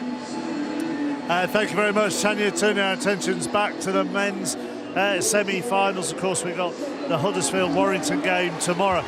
What can Hull KR do here? Well, they need to start fast. They almost need to forget that first half. They need to score first. It's a really hot day, so there are going to be points aplenty in this second half, but they need to be the ones who definitely score first. Wigan came today to play. They came with their best game. I think defensively, Hull KR have got to produce something that I've just not seen in that first half, and they've got to get off to an amazing start here. They've got to score maybe a couple of tries. They've got to try and create doubt in Wigan's minds, haven't they, by going fast at the start? Yeah. They have, but what they can't do is overplay. They can't overplay because that'll spiral and make errors. What they've got to do is back themselves. I thought they actually started the game quite well before they went behind on the scoreboard. So just get back to it. We know they're a good side. I'm sure Willie Peters has given them a bit of a focus point, and they'll do well. OK, Kev, John, thank you very much. Let's return to Jonathan, Brian and Matt. Thank you, chappers. So the two sides back out, two very different team talks, no doubt, half-time. Jonathan Davis? I have to say, Kevin, that's the best shinned kick I have ever seen in my life. I've heard some things of Kev over the years. If I was Bevan French, I'd be sticking with the shins and with the feet. Yeah, beautifully weighted kick. And this semi-final threatening to run away with itself in terms of Wigan's dominance. Hull KR almost have to come out, all guns blazing, put the scoreboard behind them and try to jag themselves something in this game. The fans have come in huge numbers here today, vastly outnumbering the Wigan contingent. But the story on the field has been all about those who normally will be wearing cherry and white. Those in red and white today, Hull KR, 24-0 down at halfway. What do you think, Brian? It's crazy, but they've got to go set by set of Rovers in this second half and see where they're at the end of every set. They're going to get 20 opportunities if they can manage to control the ball. The biggest stat that they've got to cure is you can't miss 31 tackles in a semi-final, expect to have some success. No, that's it. I think they've got to think if Wigan can score that many points, maybe we can, but they've got to just stick to their plan and try and just create something, because I don't think they've really created anything as well. Well, they've got to score. Sorry, Matt, they've got to score. And will they score for being flamboyant and flash? They've got to get to the right parts of the field. And like I say, step by step, it goes to 24-6 and then 24-12. All of a sudden, they're back in it. Right, Tanya's got some news for us at pitchside. Yeah, the half-time messages, Wigan, it was fairly straightforward. Don't drop the intensity and focus on our own game. Willie Peters said an awful lot was said in the half-time break, but he's told his team to break it down into 10-minute periods. Wigan have been scoring too easily. When we go set for set with them, we'll be okay. So Willie Peters fairly measured by the sound of it after the initial blast, potentially. So Wigan have the game in the palm of their hand at the moment. They are less than 40 minutes away from a return to Wembley. Last tackle. Churning their way through the set here as Harry Smith looks for distance. Nine Levels with a chance to bring it forward here for OKR. And Tyrone May, with a few of those forwards just trudging back. And the body language doesn't speak volumes, really, in a positive sense for OKR. They need somebody to lift them here, and it might well be Ryan Hall. To halfway. Litton steering them forward now with King. That's more like it from OKR. He's working hard, King, isn't he? He is working hard. He's taking it to them. Cranking out meters. Tanginoa. Oh, he left Vega on his backside. Last tackle.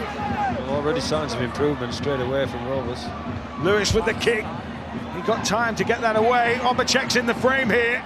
Look at the three Wigan players in front of the full back. You know, you've got to just try and get through them and put pressure on him. There's been two high kicks with no pressure put on field whatsoever. Just smash into those blockers, get into their push the blockers into field, put them into the full back. Otherwise, the referee's not going to do anything about it. So you can moan and groan, make the referee give decisions one way or the other. Jake Wardle snapping into that collision for Wigan, who are 24 points to the good. And a foot in the Challenge Cup final already. Last one here, but OKR doing much better in terms of limiting the yardage. But when you've got that long kicking game you were talking about, although Burgess has a chance to run it straight back at Wigan here. Move, Patrick! Yeah, two good sets from Rovers defensively, much improved. Ryan Hall, didn't see an awful lot of this from him in the first half. Normally, he's almost involved every set metronomical. Well, he summed up a little bit of hard effort at the start of this second half. A little bit more connection from this Rovers team and things might look a whole lot better. They've got shape on that right, if they can hit it. Luckily, just the type of ram raid that they need. Flings the pass. Lewis looking to engage. And he almost slipped the net there. Once again, Devon French amidst the thick of it, defensively for his team.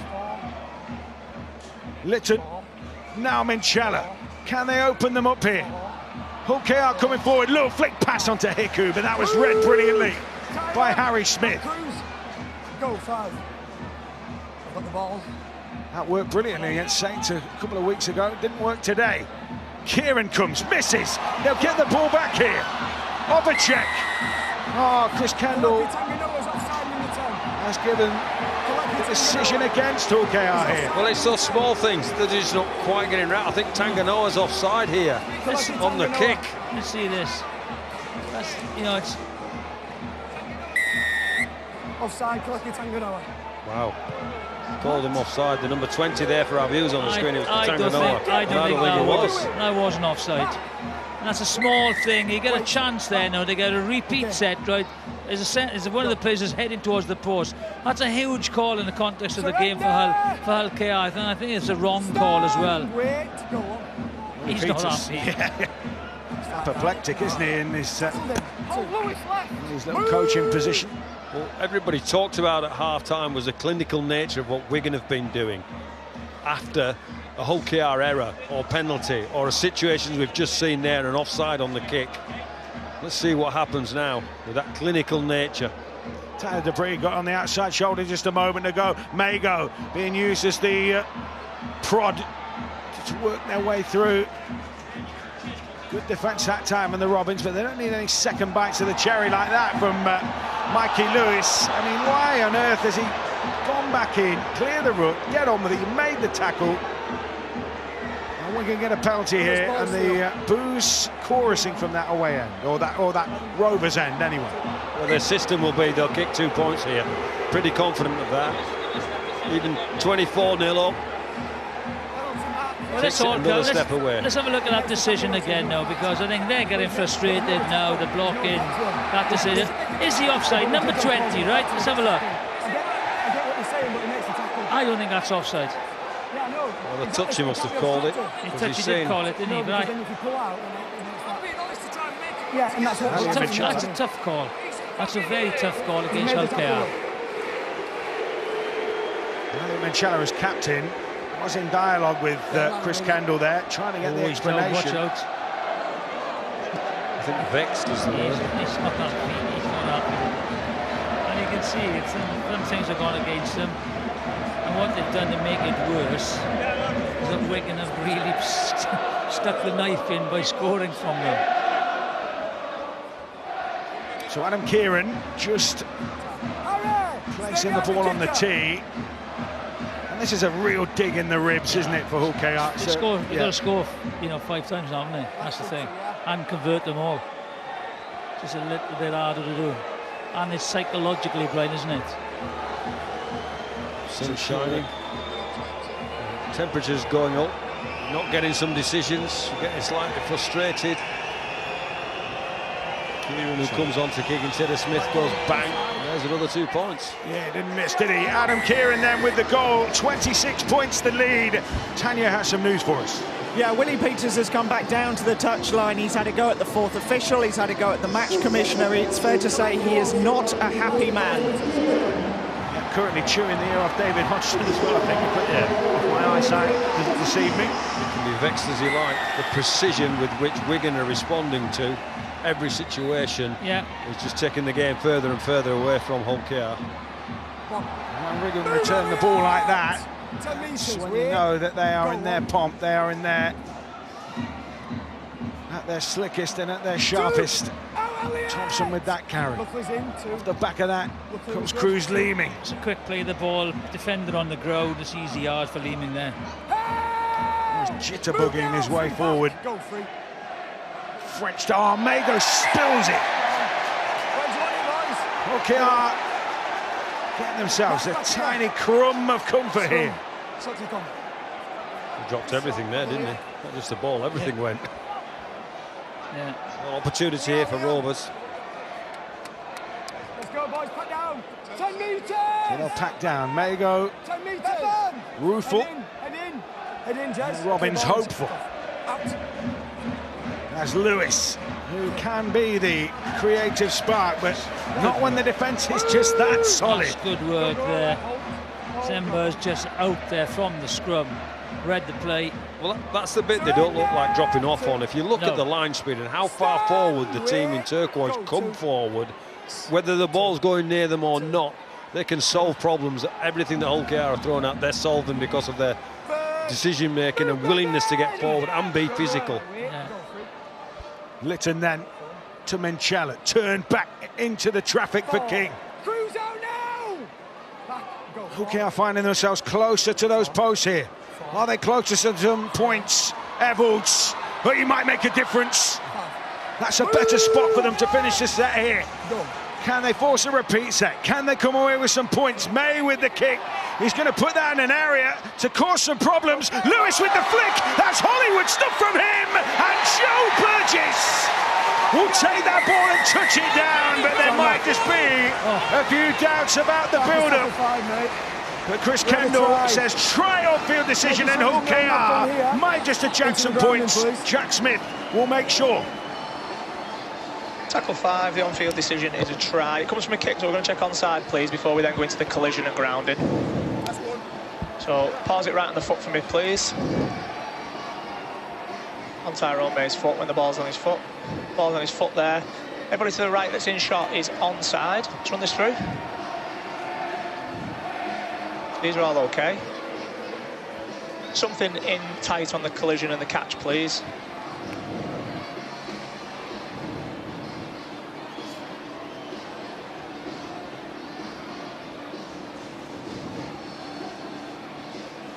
This is all fine at this point. I'll go and see if anybody touches this ball here.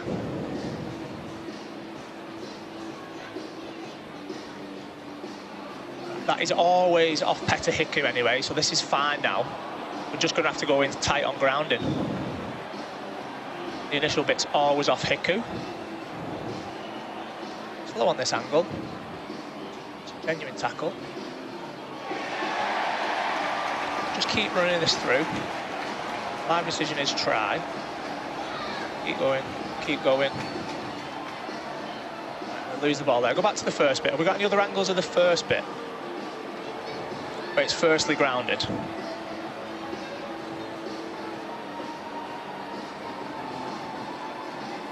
It's angle and slow. Don't see it at that point. Don't see there. We've got anything else on the first part where it's grounded?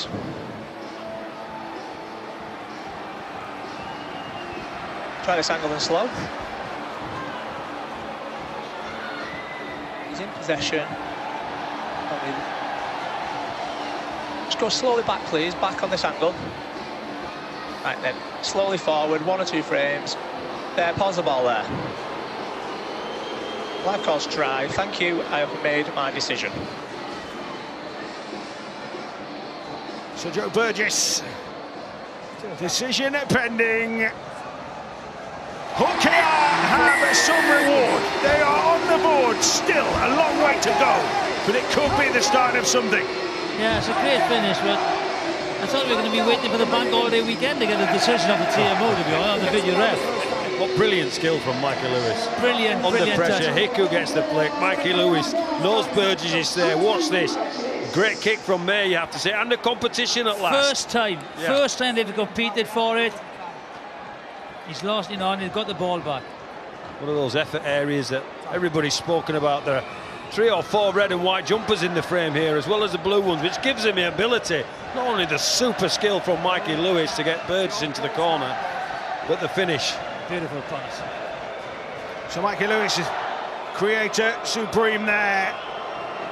Can make it a slightly easier proposition. Good kick. That's a great kick, because all the conversions will be crucial now. If they are going to get back into this game, those 2 points are very important. Brilliant kick. Sinks it. Well, there's the competition we've been anchoring for. Hiku gets the lucky bounce, and Mikey Lewis gets the skillful flick of the pass. Burgess scores in the corner. We talked about putting down amongst Wigan. Still got a comfortable lead, but those misconversions have made this just look a slightly easier issue, haven't they? 20 points is not insurmountable. And they made a real hash of this here. And they've gone from points to an absolute howler. Yeah, there's lack of poor communication there. You know, let's have a look at this. It's the guy running onto the ball has got to take it. For me, that's got to be... Is that Mikey Lewis there? He's got to take it. That's a very... Mikey Lewis has got to take that, because that's a very difficult catch for Ryan Hall. Turning on his shoulder, it's the easiest catch for Mikey Lewis. Poor communication. One of them certainly had to go for it. Yeah. One of them did. One of them got to go, yeah. Cruz, come forwards. 1 step forward. 2 steps back for Hull KR potentially here. We can talk about poking the bear or the beast, and okay, let's go. there'll be game here. Well, that was a self-inflicted poke. It was. They're just giving up field position territory. They're raising back into the game. Poke themselves in the eye there. Yeah. Leeming pops one up to Thompson. Big barge. It's a big set for this, Hull KR. You've got to try and hold him out here. Leeming looking to pickpocket here. Goes one side, goes the other, goes to the posts. Held out. But there might be some gaps elsewhere because they've had to flood that middle to stop him. Thompson again crashes into the wave. Just almost on that line. Leeming for Kane Ellis. Oh no, it's Patrick May. Was it Tyler Dupree after all that? Finally got it right, and he batches his way in, but that was too easy for Wigan on the back of that pudding of an error. They have come up with the points. Well, it's route one. They didn't have to do anything else. The line's under pressure from their own mistake again from Rovers. And Wigan have just played that precision game. They'll say, well, we'll keep testing you. We'll test you around there. Cruz Leeming had a little bit of a dabble, caused some pressure around the middle. And then Tyler Dupree just picked his spot and ran too hard. Probably have. If you don't catch this kick, right, you're under pressure straight away, very near to your try line. And the size of those Wigan forwards, on a one-on-one, you're not gonna hold them out. You know, that's the thing. So easy. Just watch him. He just comes on easy run. I think it's Niall Evans who's in making the tackle. A full-back, small full-back on a big forward. You've got an absolutely zero chance of stopping it. Proper checks as well on his line, wasn't it? They're just good luck with that one. You see him coming for you at that speed and you're not set and you haven't claimed some time around the play of the ball. Cruz Leeming took that time away because of his elusiveness in and around there. Quick play of the ball. Bang, see you later. Fourth try of the season for Tyler Dupree, and it could be the one which one truly cooks the robin. It just killed that momentum. It's the first time they have a little bit of momentum. They score the try, they have a beautiful conversion, and then that mistake deflates everything.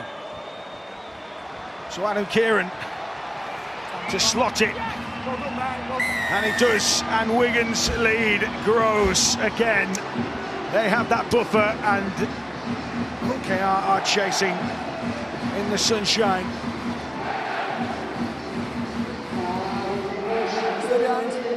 And you can feel the intensity seep out on the back of that. There were plenty of OKR players who just facial expressions told the story. And Wigan are just too good.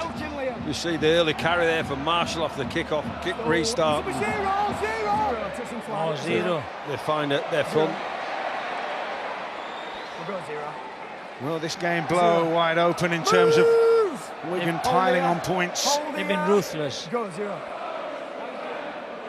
Patrick Mago with his hand up. The Wigan fans already cheering, already serenading their way to the Wembley Arch. Leeming to rip his way through. And a kick downfield from French. Taken by Niall Evans at the back. That pendulum swing they're looking for. Yeah, early kick that was again. Look at the chase and look at the LKR players coming back. They're tied back. They've got to take the workload up here. The back three have. Well, even with an early kick, when not everybody's set, they've still got 9 blue jumpers into the frame and covered both sides of the field. So Niall Evans has no chance of making an impression upon that. And that's the precision element of what everybody's spoken about, what Wigan are doing today. Just the awareness as well, you know, and when to kick, you know, give them the ball, put them under pressure. Whitbread's back on and right back into it for OKR. They need a foothold from somewhere. One they last had is just crumbled. Pass out, darting. Sue punches it up here. Wigan look comfortable. Under the back of the pressure. Lewis allowed time to run. Finds Opacek back on the inside for Tanginoa. Ball squirts loose, and Wigan, well, they just did enough again. Well, they do have to chance their arm, Rovers. So those kind of players at that part of the field, it's hard to criticise. Yeah, they've got to find themselves a way back into the game. They did create an opportunity there. Just watch Lewis the inside ball. Tanganoa was there, but unfortunately lost it. But just create a little chance. And the scoreline well and truly against OKR here. And they will keep fighting. Well, Wigan will let them anyway. Wardle. Dominant effort so far from Wigan. Hold, go for it. Scooped up by Leeming and Liam Farrell. They're just going to complete their sets now, kill the clock when they've got the ball. Brad O'Neill's back on, tigerish in his efforts. Leeborn hooker, but been in that Wigan system a long time. Lacerated his liver as a youngster, did his ACL. Had a long road to come back from here. They went for a little bit of a chip and chase there, did Wigan. Well, that's the first time they've done anything off script, Wigan. Yes. And it's the first time that they haven't had a result. So I'm confident the message will be going straight down from Manny Pete. Get back to what you're doing real good. Yep, that's it. Bang to touch by Lewis. Now they've got a bit of field position here, Hull KR. Hiccup to tap, Mays in the frame. Offering support is Mikey Lewis. Shape on this left side, Evalds. Oh, that one spun up awkwardly, and Semba comes up with it, and Sheffield is almost away. Wow, another chance goes begging. Well, was it a chance? They had the chance their arm, but skill wasn't good enough in the end. Yeah, I don't think he needed to throw the pass there. Comes on a short inside ball. I just thought they just held on to it. The Hull KR played out. It's very difficult to see who he is at the moment. Well, Jiffy, I think it's the first time in the game I've seen Niall Evalds playing with the opportunity to pass. Yeah, he came or on. make a decision. The fact that he made the wrong decision or the skill wasn't good enough. Labi Tanganoa. He's down.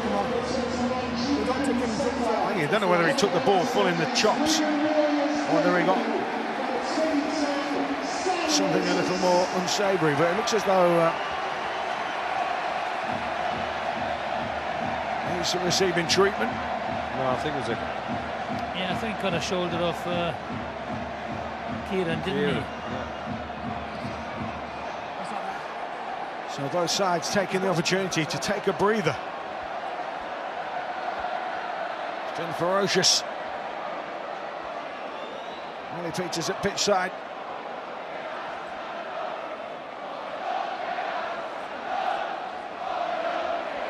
He's rubbing his hands in frustration.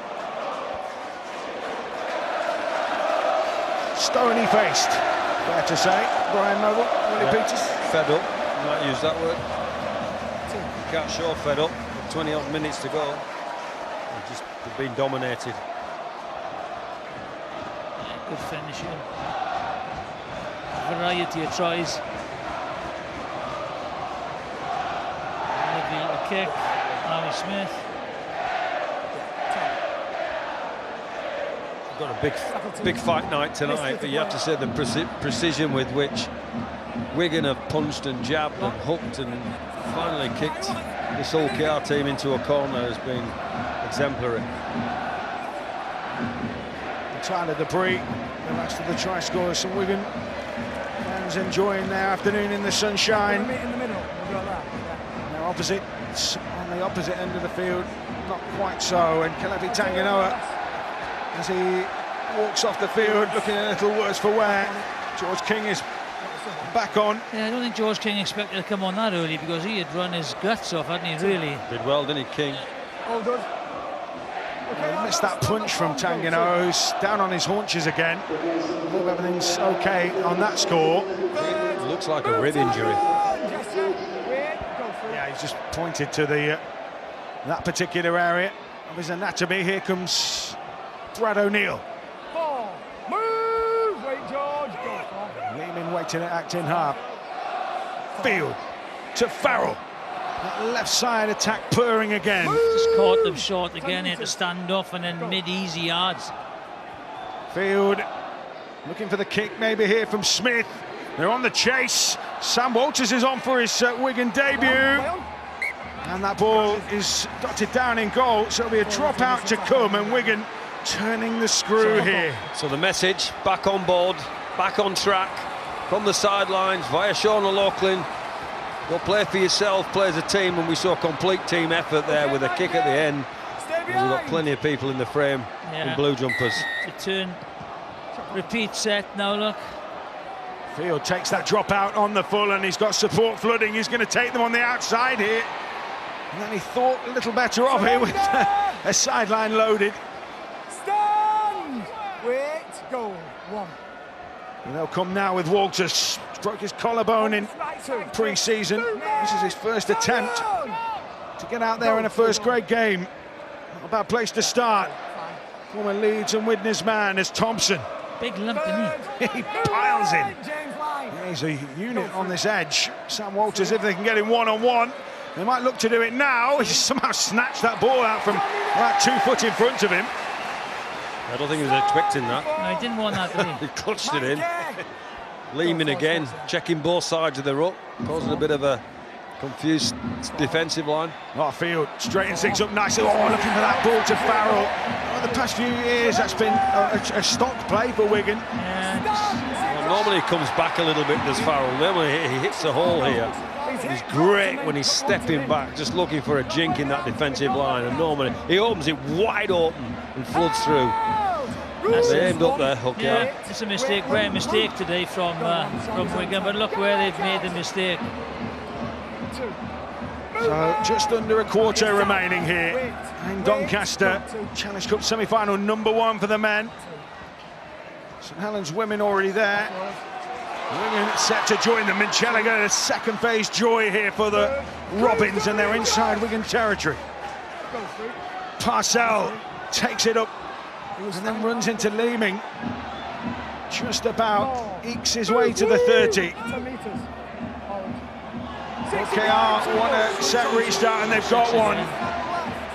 Chance your arm time, as you said. King will just lay a platform. Parcell has the schemers, the playmakers, the craftsmen in sight. Evolds. Overcheck is checked. Meanwhile, I think he's lost the plot a little bit here. Thompson. Yeah, he's been running around the last few years. I've noticed that. He's a couple of incidents. He didn't need to do it. He could be in the bin here, which wouldn't help Wigan's cause. In a comfortable position. Somebody upset his dress sense. He's been chasing everybody around the last few plays. That was Marker in the line. It's a late hit. Just watch him. See, late hit on Lewis. In the NRL, that's off. Anybody touches you off back, late pass on a blind cheap shot, you're off.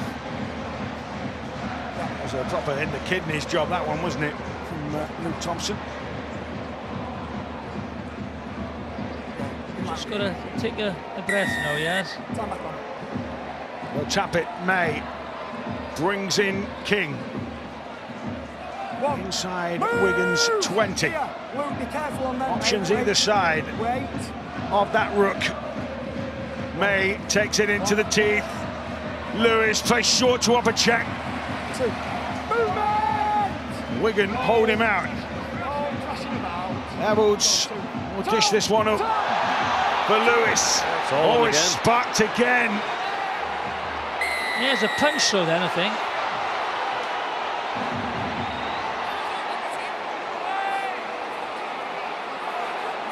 Well, it's gone a little bit Wild West here. Yeah.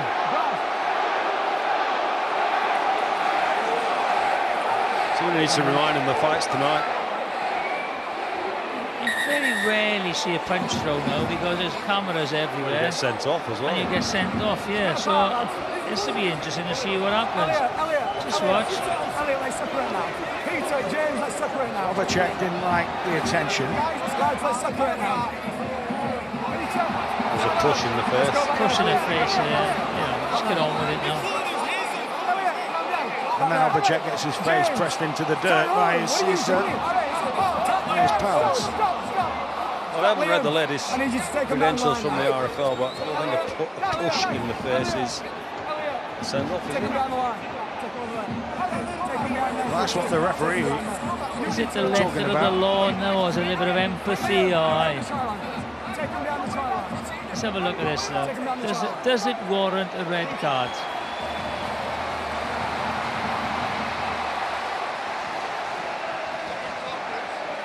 There's a lot of shoving and pushing and scrapping. Well, if it says that is what it says, isn't it, on a tin? Shoving the face. So, see what happens now.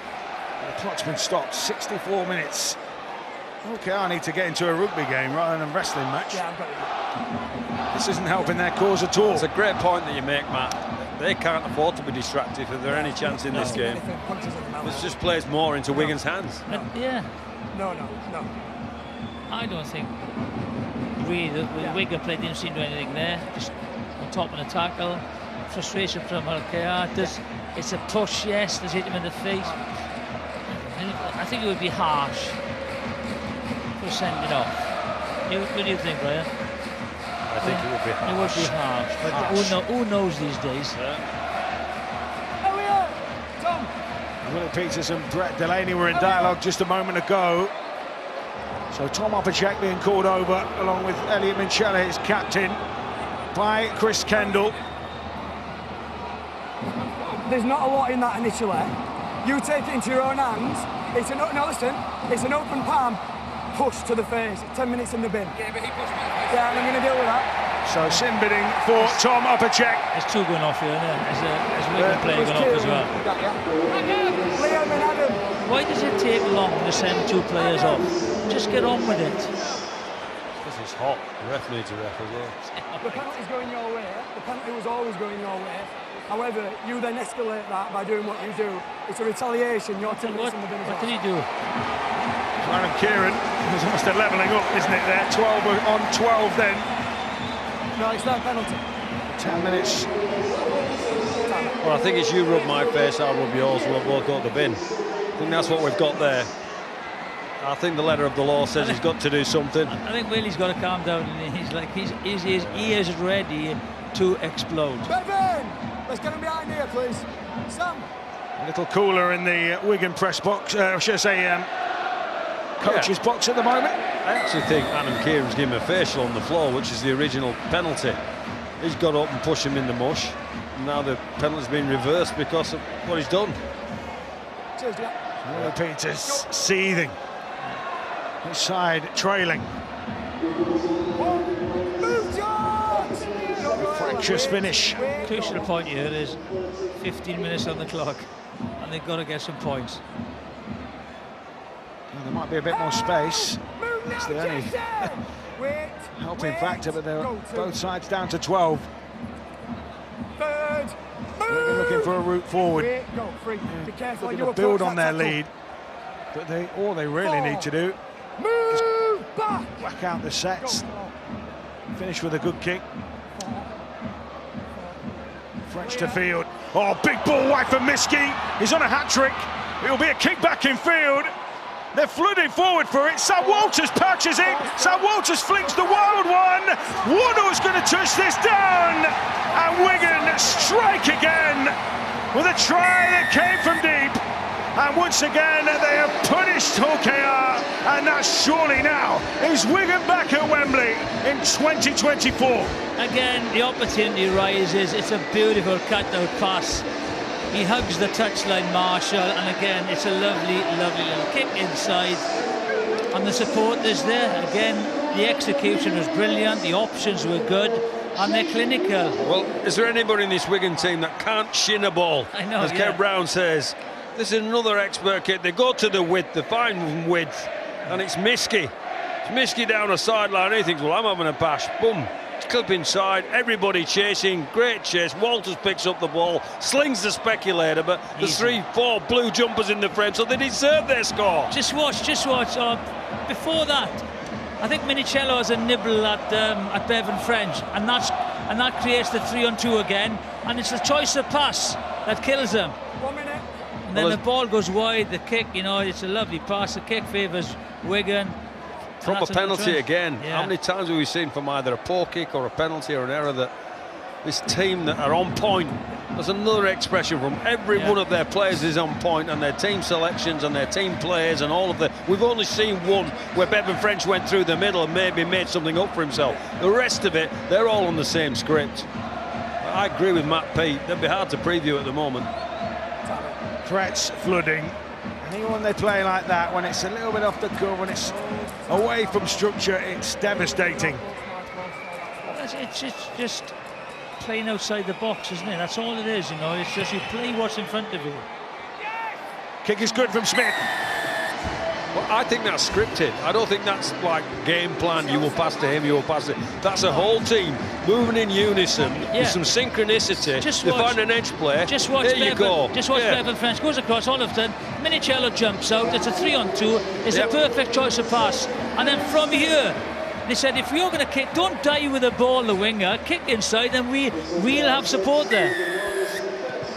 And boy, they did. They packed players in the frame, and they got their reward. And Wigan now, even going back, you know, to the great Wigan days, when you had boys breaking on the side, Sean Edwards was an absolute genius at the support, and that's all he done was run post to post, post to post, and even Fire did as well. And if anything came inside, they were there to support them, and that's all these boys are doing. They're running the posts.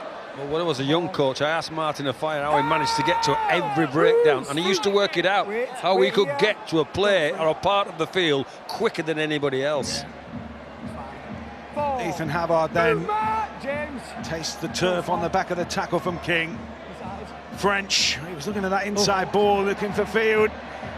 So he took a big carry forward instead. Nice tackle in the set here for Wigan. And Smith's kick, that's a nasty one. Oh, torpedo all over the shop. Good take that is.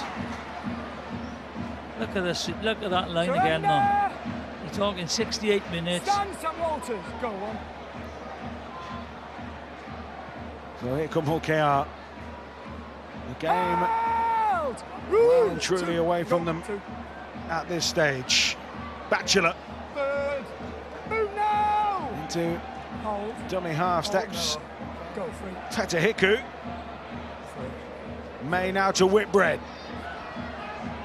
Been able to carve Wigan up here. I think the biggest compliment you can play Wigan today is the fact that nobody's been flash. Everybody's played their part, everybody's been in unison, everybody's known their roles and managed to execute at the right time. So the precision of execution at the right time has been exemplary, along with all those effort areas that we've seen. Lewis's kick. Field shooting the eyes. And again, that's too far. Hickey with a little bit of a lefty. Okay, I need to make sure they don't really blow up here.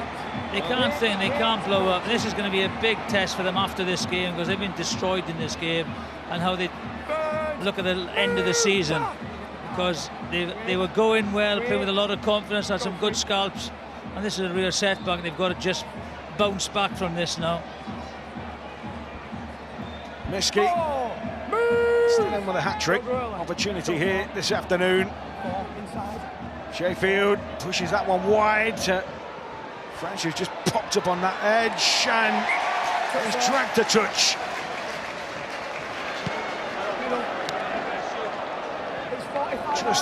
Just over 10 minutes to play. An afternoon which has been chastening for those in red and white. And those Wigan fans making new memories. Dads and granddads would have told them all about the glory days. Well, they're here to stay. They're here right now. Under Matt Pete. Okay, I might have to wait a little longer for theirs to repeat. Lovely short ball that time. So going to put Batchelor through a hole. Scooped up by Parcell. Lewis jinks across the line, looking for somebody to hit a hole for him. He's to try to make his own, and he's just gone one side of the field almost to the other there. Just no penetration. No runners off him as well. Frustrating afternoon for Lewis. King, that's more like it. Pounding the turf. Skittering defenders. 10 out. May trying to thread the needle. Be lucky there. I think it's the wrong play there. Knock on again now, man. And it's all the plug pull, essentially, on Hokea there. Well, they've done that to themselves a lot, haven't they, Hokea? You know, we're looking at this blowout score. There's not been a lack of effort from Hull KR. It's just been the other team have been pretty much on it. Let's go, Pat down! Their end of sets have been poor. You know, they haven't had an opportunity to create pressure. That's been poor for them. Okay, let's go bowling. Out! So Farrell with this hit up here. Move! 10 metres, wait, go on. O'Neill. Very tight Wigan at the moment. Almost chuck a blanket over them, but these are just the building blocks. Hold. They're going to finish with a flourish. Wait, James. Just tangled up. And they post 40 plus here. Ethan Howard, good to see him back up and fit and firing. O'Neill, now French. Fun in the sun for Wigan here this afternoon in the Challenge Cup semi-finals. Wembley bound. Smith, big ball wide for Marshall. Not quite the execution they were looking for. And now Field looks like at times he's playing touch football on a beach somewhere. Last one for Wigan. Smith, really smart kick, found the ground. Where do you want the turnover? It's clocking it. Max, if you want it, Wigan. Ball on a string from Harry Smith. No spoiling now, lads. Good kicking game with that guy. He's controlled the first half performance was brilliant. Game was won in the first half. Yeah, they've fallen a little bit lower than the standard set in the first half, but you know, they've been just solid, absolutely solid, clinical in attack, solid in defence. Both sides about to receive their full complement. Tom Oppercheck on the sideline, ready to return. Wigan looking for their returnee as well. So, okay, I'm trying to play it a bit off the cuff that time. Get close to marker. They've grafted hard, OKR at times. No lack of perspiration, but cutting edge and inspiration has at times let them down. And Wigan have punished it with little thought. Lewis, that's what he's here for. Great skill. Minchella pushing up. But look at the scramble for Wigan, even at this stage. They don't want to be cut open. Oh, Mikey Lewis, their most threatening player, gets through the line, and there's only Minchella on his inside. Have they got to finish here in Stowe? Way in the corner. I think he dropped it. And Joe Burgess might have taken one for the team there as he dived for the corner. I think by Jay Field's reaction, he's lost it. We have no try. Chris Kendall says no try, and Jack Smith will check. Tackle 5, we've got no try on field, and we're checking touch and grounding, please. Tackle 5. Which is in possession at this point, it's going towards the line. It's a push by Mago. And you can't see the fingers come off the ball at that angle. Just check the back angle, please, just to establish his feet first. Then we can move on to the grounding element of it.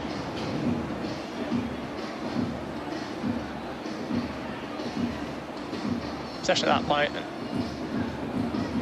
You lose the hand on that. Can you go back on this same angle, please? Slow on this angle. Slow. Keep going slow. And it goes blurry on his finger. Can we go back to the front-on angle, please? This angle might do us. Going to lose the ball on that. Go to the front angle, please. The live call is no try on this. On this angle. Ball's in his hand, still in his finger there. His finger, and then we lose the ball. We've gone around all the angles, and the live decision is no try. We've got insufficient evidence to overrule that call. Thank you, I've made my decision.